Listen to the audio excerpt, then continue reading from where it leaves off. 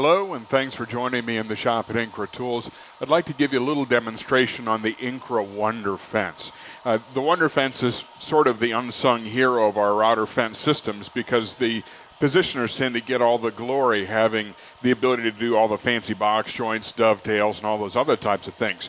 The Wonder Fence, though, is a key element in terms of making the systems much more versatile. In fact, with the Wonder Fence, this setup will be used literally every day in your shop. The rabbet statos, raised panel doors, it'll cover everything that can be done on a router table.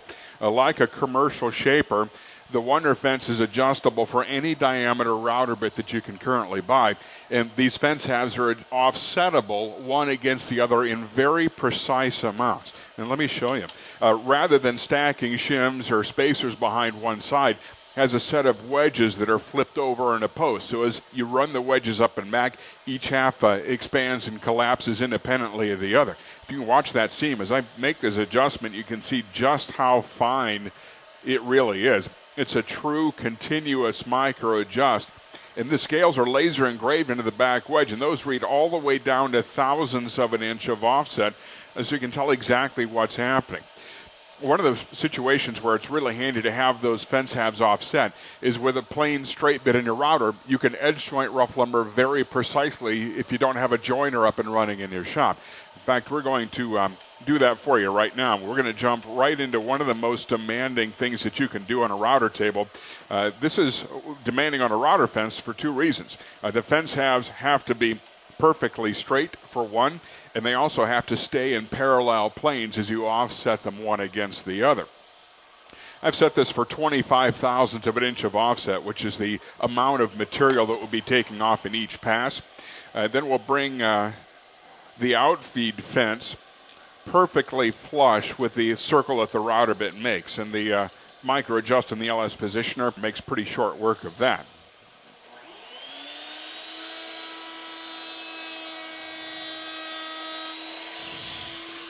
One advantage to edge joining rough lumber with a router is the finish is far smoother. The router is turning 4 to 5 times the RPM of the cutter head on a conventional joiner, and there is no way to leave a scalloped edge by overfeeding it, which is a definite possibility with the joiner. And this board was fairly straight. The lumber that you're going to bring home from the lumber yard is going to look a lot more like this, anywhere from not quite smooth to really, really rough. And if you have a larger diameter router bit, I'm using a 3/4 of an inch bit here, that allows you to use more offset, take more off in each pass.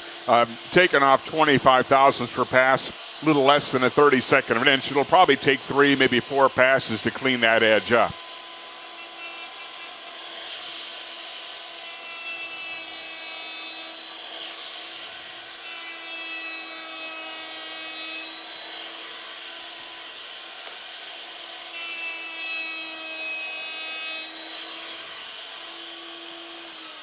4 passes to go from completely rough to absolutely glass smooth.